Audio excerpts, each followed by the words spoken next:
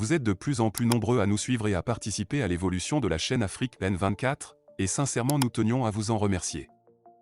Nous lisons tous vos commentaires qui enrichissent le débat et vraiment nous vous demandons de nous soutenir, en aimant les vidéos pour une large diffusion, et pour continuer à avoir une ligne éditoriale indépendante, et vous proposer de nouvelles émissions toujours de plus en plus enrichissantes.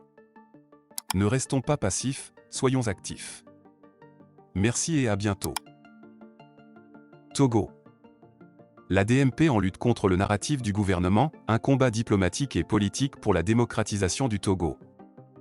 Dans le contexte actuel de crispation politique au Togo, la dynamique pour la majorité du peuple, DMP, par l'entremise de sa figure de proue Brigitte Kafuyi-Adjamagbo-Johnson, s'illustre comme l'une des rares forces d'opposition à contrer de manière efficace le narratif gouvernemental. Ce dernier accuse régulièrement l'opposition d'intransigeance, cherchant à discréditer ses efforts en faveur de la démocratisation du pays.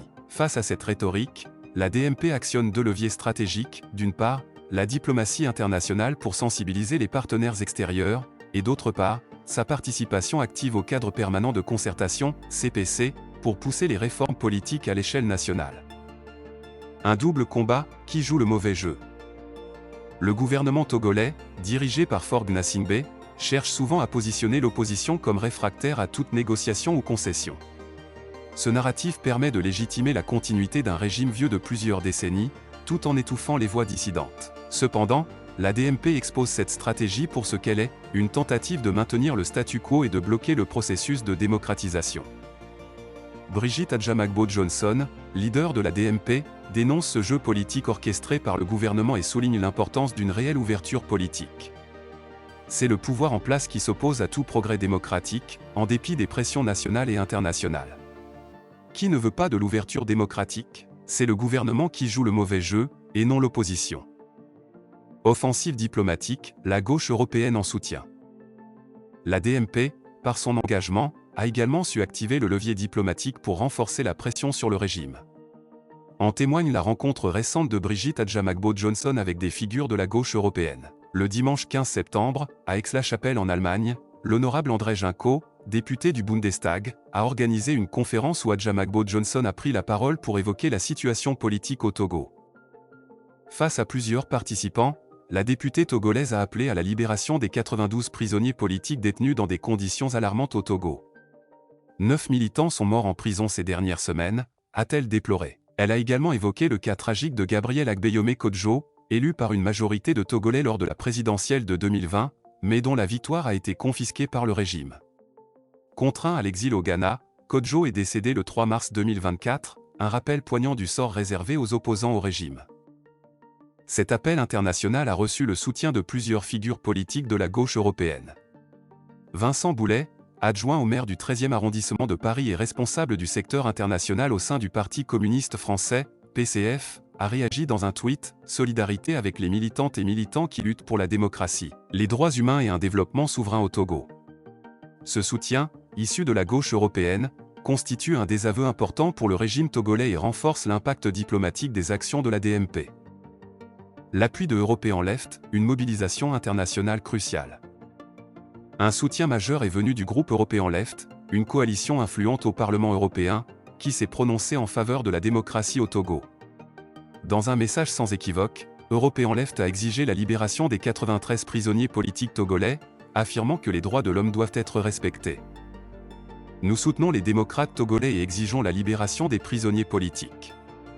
Halte aux violations des droits de l'homme, a tweeté la coalition. Cette prise de position intervient dans un moment crucial, où les tensions entre le gouvernement et l'opposition s'intensifient, et où la pression internationale devient de plus en plus incontournable. Le soutien de European Left souligne également l'importance du cadre juridique régional, en rappelant la nécessité de respecter les décisions de la Cour de justice de la CEDEAO, qui a ordonné à plusieurs reprises la libération des détenus politiques. La crise des prisonniers politiques, une plaie ouverte pour le régime togolais.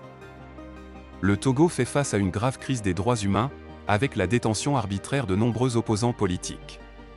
Selon des sources locales et internationales, 93 personnes sont actuellement emprisonnées pour des raisons politiques, et les décès en détention continuent de s'accumuler. Les manifestations de l'opposition, notamment celles du mouvement Tigre Révolution, ont été sévèrement réprimées, avec des arrestations massives.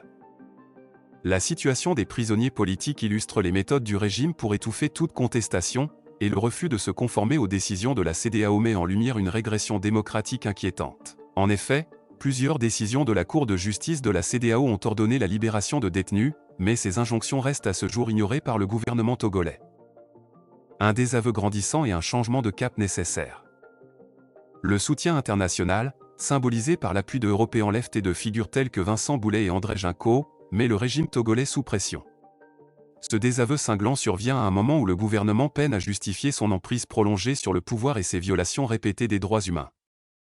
La DMP, par la voix de Brigitte Adjamagbo-Johnson, insiste sur le fait que la solution passe par une libération immédiate des détenus, la restauration de la démocratie et la fin de l'hégémonie de la famille Gnassingbé, au pouvoir depuis 1967.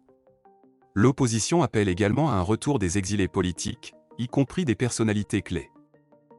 L'avenir de la lutte pour la démocratie. À l'heure où la répression se durcit au Togo, la DMP et son leader Brigitte Adjamagbo-Johnson restent plus que jamais déterminés à poursuivre leur combat. Leur stratégie, mêlant action diplomatique et participation active au dialogue national à travers le CPC, montre que la DMP ne recule devant aucun obstacle pour restaurer les droits fondamentaux du peuple togolais. Le soutien croissant de la communauté internationale, à travers des partis politiques européens et des ONG, pourrait devenir un levier décisif dans la lutte pour le changement.